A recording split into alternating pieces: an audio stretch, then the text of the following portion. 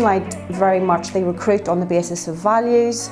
The people that come in to work for us, they come from all sorts of backgrounds and they bring with them a whole range of great skills that they can then share with the people that we support.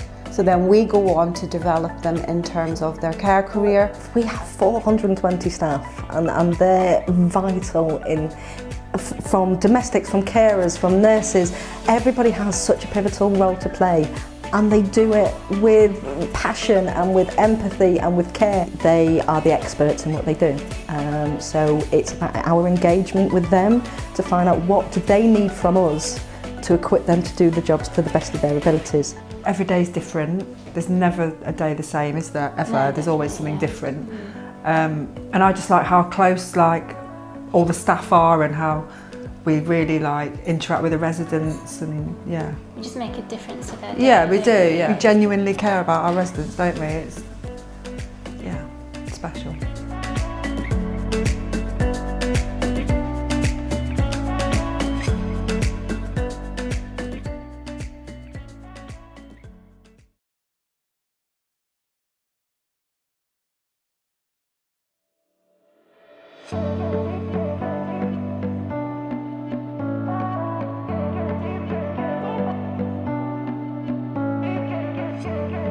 What I've really tried to do is listen to what those care homes want. So instead of having this quite prescriptive sort of framework that's come down from NHS England, trying to fit that in with what would help them as well. Care homes are a great place, and it's already happening, where innovation and creativity can be there. Anyone can kind of put forward an idea and it can kind of be tested and developed. There's so many opportunities within care, aren't there? There are about 60 different jobs you can go into. Care coordinator jobs all the way up to speech and language therapists and nursing and everything in between.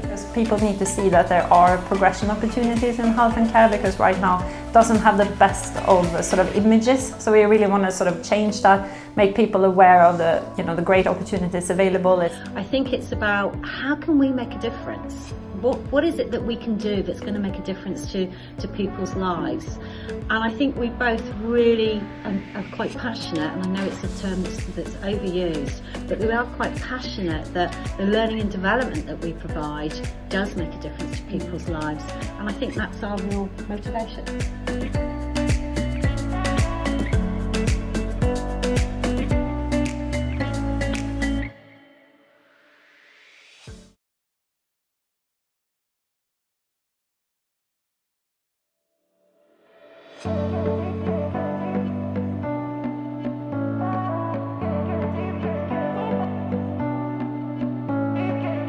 We often say of ourselves as the Coombe family, but that doesn't just include us as members of staff, that includes residents, it includes residents' families and other people that are involved in coming into Coombe House.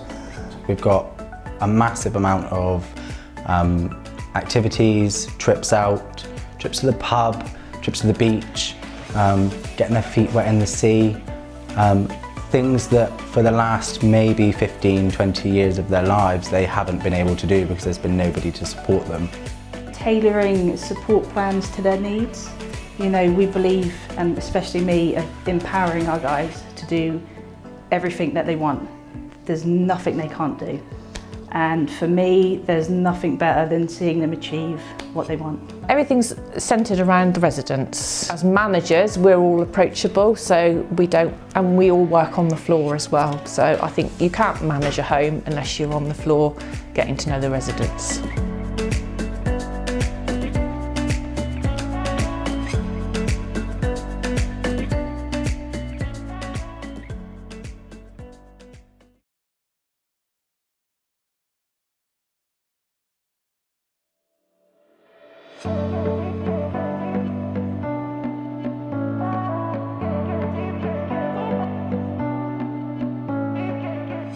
Part of Miners Court, we also have a residents association that meet once every couple of months, and the customers have a say on what they want to do, on what they want to achieve, on how they want the scheme run. So although we're regulated by CQC and everything, the customers have a huge input into what we do. It does take the whole family. You can't make this work without everybody being kind and patient and considerate when you're opening up your house to begin with people that you don't know. It is just such a joy to be with them. Yeah. It's very flexible, whatever they want to do. And the team are incredible. They are just like, they make it, they really make it, and they work together perfectly. I'm most proud of the work that the team have done with the ladies to, well, change their lives.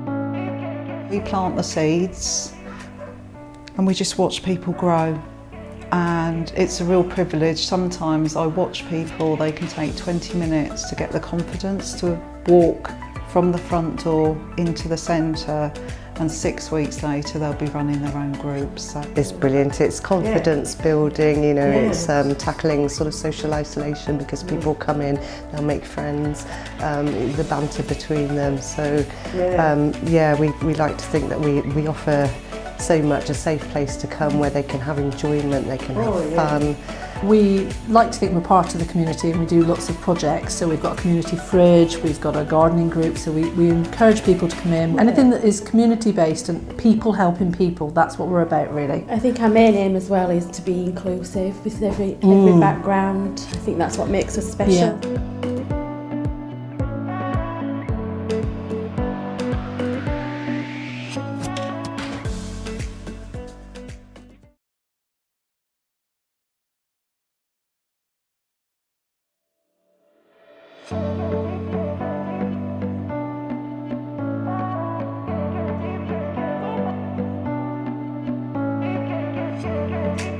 You're not sort of restricted on time, you've got time to be with the clients. I think continuity of care is really important, and for us, we've worked for Falcare for quite a long time, and yes, there's always an open door to our managers, and they do adapt and change, and they, you know, all the staff are different, but we all seem to work together really well, sort of complement each other. The staff team have been with Pete for 4 or 5 years. They're a very consistent staff team. They support Pete to live in his own home, to live independently. They are so passionate and dedicated to working with him.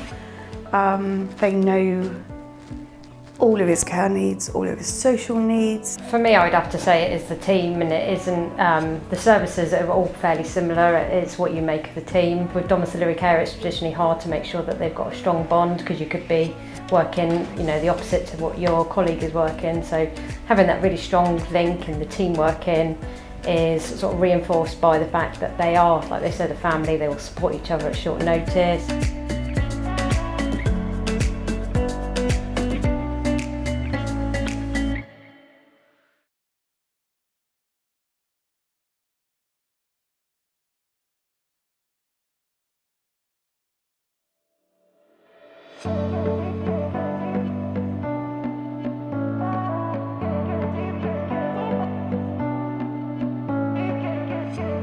With a certain number of people, just bring in 1 or 2 things that they could really focus on. So if somebody just needed help with how to, we could create that for them.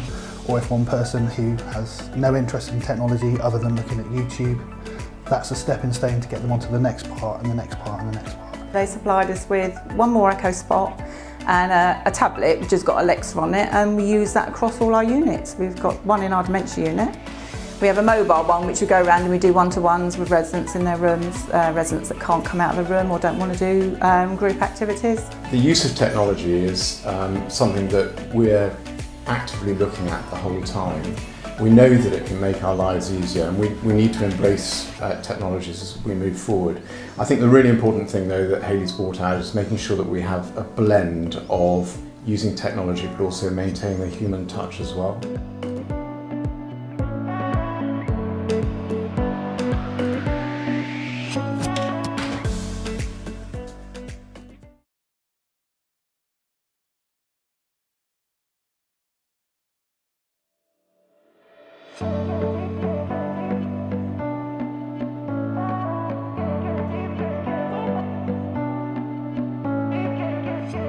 I started at Perrin Bay at 14, washing the dishes.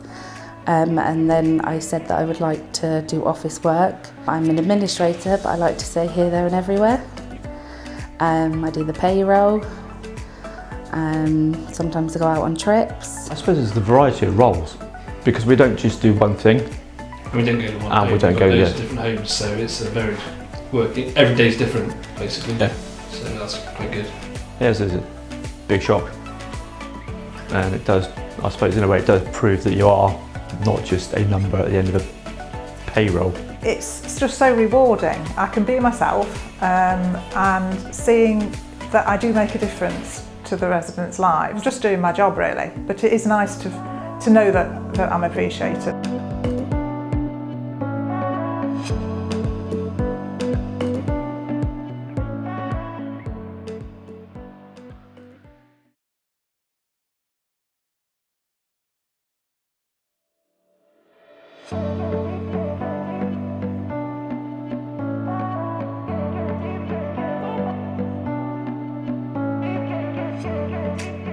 It is a challenge to me, but I feel that we're actually creating something better for the residents, because we need people's various skills. I mean, we need people obviously with nursing and care backgrounds, but we also need people like myself with practical backgrounds. It's just so lovely talking to people and helping people, and you see, because I go week in, week out, I see, you know, the stuff that I do actually making a difference. So whether it's someone with Asperger's that doesn't talk much will start coming out of the shell and start talking. So it's probably just because of the dog.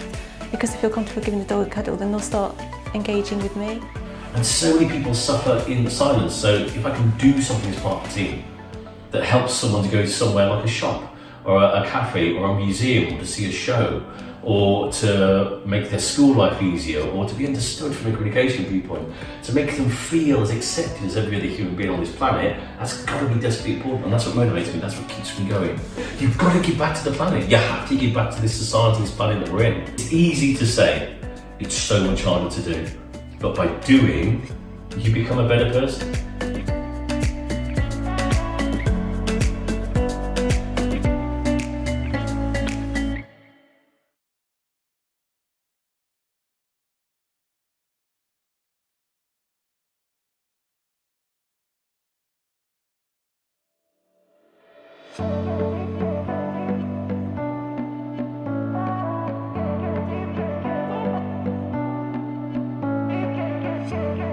I get not only homeless people, I get tenants as well, or we'll have, say, someone who's in financial difficulty and like want to escape the bedroom tax, and they'll borrow me for a little while and I'll help get their needs expressed onto the systems. Obviously we're community based as a police community support officer, and I think it's really important to be able to understand what issues there are, what problems there are, and how we can safeguard people, because safeguarding is probably one of the main drives that we have within our community support role.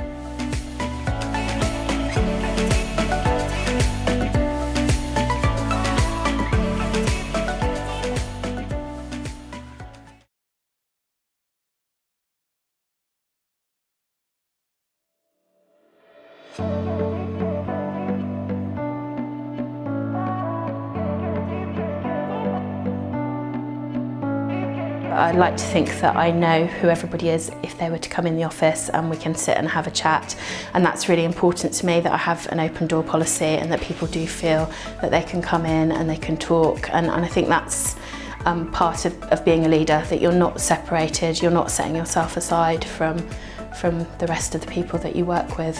For me, it's about really getting to know the people we're supporting, the services in which they're in, the people that are supporting them, and who my teams are, because you can't lead from up here, you have to lead with people on your side. Being nominated and getting to the finalists is amazing, but it's only because we have an amazing team that follows us. Our team is there at the drop of a hat to help with anything.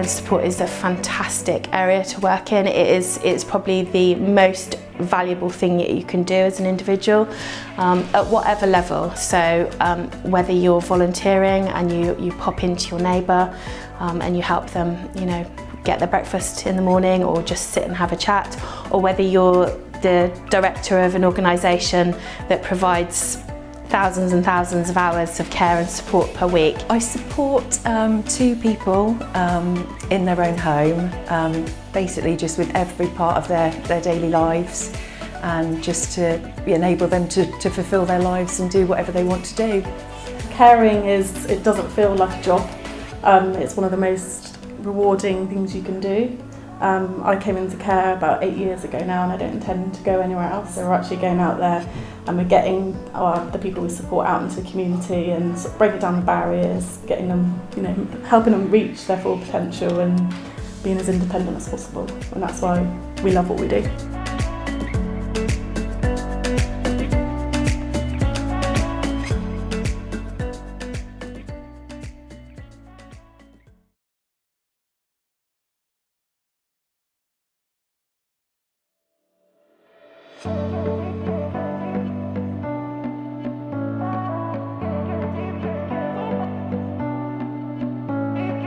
I've been able to do what I always wanted to do, which was to care for people, to look after people, and in that old-fashioned expression, to help people feel better. I've got a superb team, and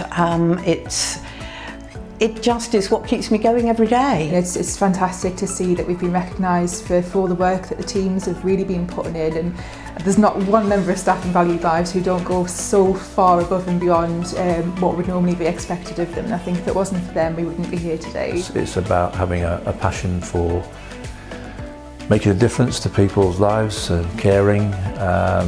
It's about understanding that and believing that you don't achieve that without having fantastic frontline staff that do it for you. You can have all the strategies and policies in the world, but you will not deliver a thing unless you value those that are going to be delivering it for you.